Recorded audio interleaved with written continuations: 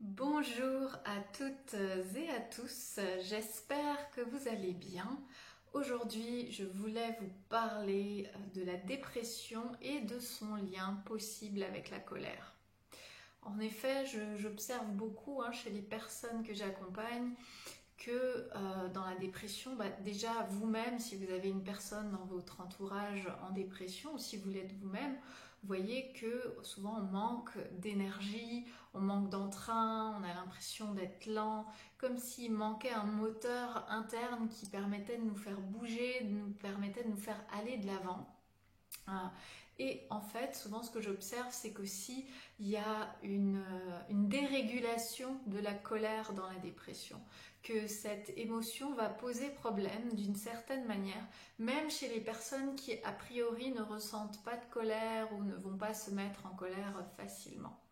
Une dérégulation de la colère, pourquoi? Parce que comme toute émotion, la colère est une émotion utile, qui a une utilité, qui vient apporter un message sur certains besoins.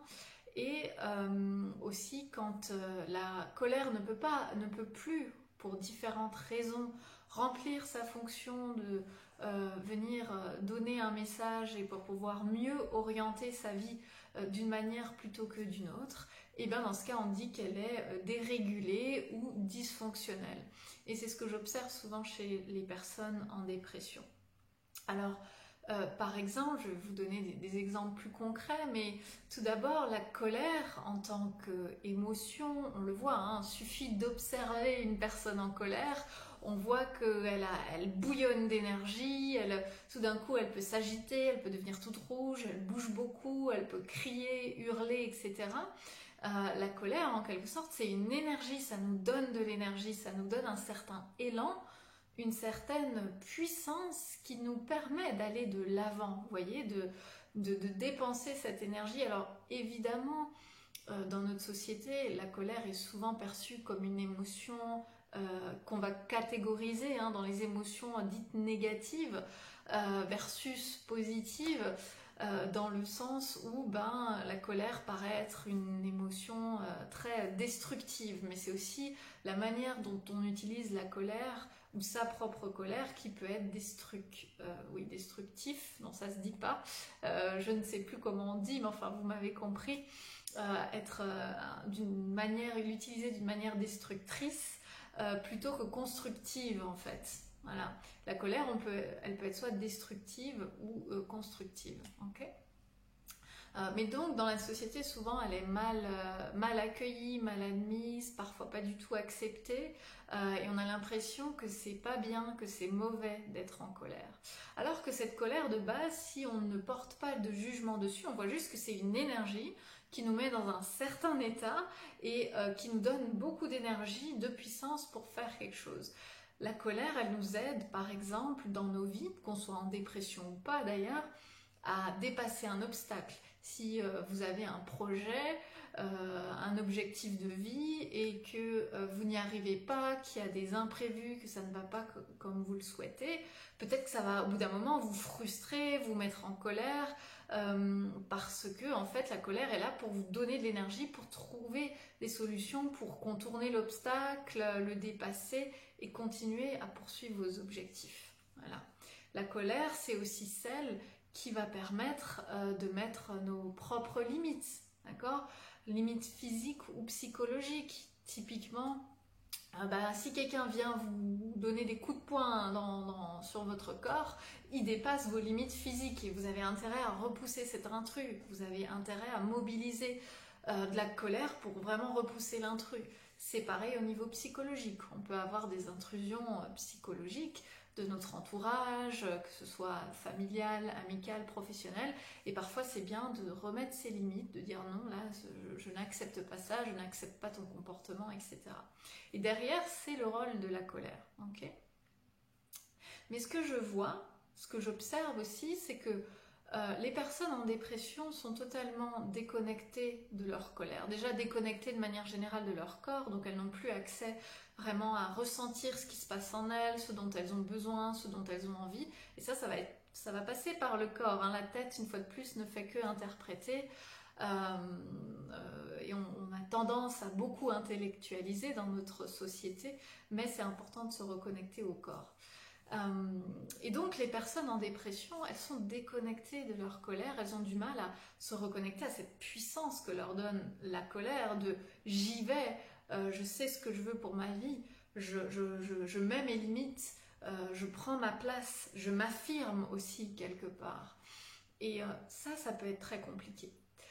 Alors, pourquoi on se déconnecte de sa colère? Ça peut être pour différentes raisons, hein. Soit on n'a pas été autorisé, justement parce que la colère n'était pas acceptée dans son entourage familial quand on était enfant, adolescent, et donc on a retenu qu'il ne fallait pas la montrer, et au fur et à mesure on a fait taire la colère en soi, et on ne sait plus en fait la reconnecter et utiliser cette énergie pour sa vie plutôt que dans la destruction. D'accord ?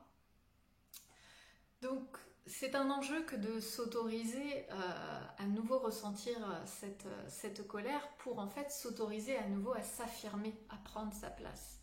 Parce que aussi souvent quand on tombe en dépression, c'est que on ne se sent plus à sa place. Il y a quelque chose qui manque, il y a quelque chose qui ne va pas. Malgré le fait qu'on puisse être dans une situation de vie très confortable, où on est heureux, enfin on n'est justement pas heureux, mais on devrait être heureux d'après les critères de la société. Typiquement, j'ai un toit, je mange à ma faim, j'ai une jolie petite famille, j'ai des amis, j'ai des activités, je devrais pas me plaindre, j'ai pas de problème financier, de santé, autres, etc. Et pourtant, il y a quelque chose qui va pas. Et pourtant, il y a un profond manque au fond de soi. Il y a un vide. Il y a quelque chose qui manque en fait. Et on ne sait pas quoi. Et souvent, c'est qu'en fait, on s'est entraîné quelque part aussi vers un chemin qui n'était peut-être pas le sien, parce que justement, on n'a pas pu ressentir les prémices d'une colère sans forcément... Quand je dis la colère, c'est pas forcément souvent la personne qui va exploser devant tout le monde ou qui va exploser sur tout le monde et détruire autour d'elle avec des mots très désagréables et des gestes, etc. C'est pas forcément ça. Je peux sentir une légère colère monter et tout de suite agir en fonction, en écoutant cette colère en fait, pour ne pas qu'elle continue à augmenter et à être présente finalement. D'accord ? Je ne sais pas si je suis claire, mais voilà. Et donc, dans la dépression, quand on s'est trop éloigné de son chemin, quand on s'est laissé un petit peu embarquer quelque part vers un chemin qui n'était pas le nôtre, on se retrouve à une place qui n'est pas la nôtre. Et souvent là, c'est très difficile parce qu'on est tellement éloigné de soi qu'on n'arrive déjà pas beaucoup à connecter en soi cette puissance intérieure, cette volonté intérieure, son affirmation de soi et se dire, non, moi ma place en fait elle est là, je suis ici, mais moi je vais aller là.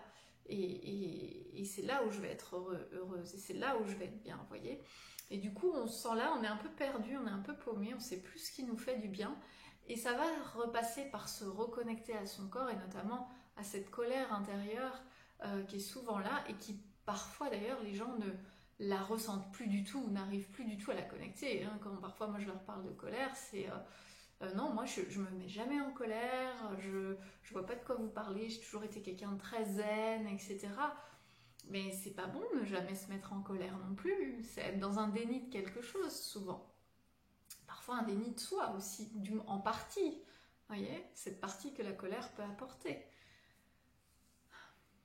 Donc voilà, donc la colère dans la dépression, c'est souvent un enjeu. D'ailleurs, la colère peut être aussi très liée à la tristesse.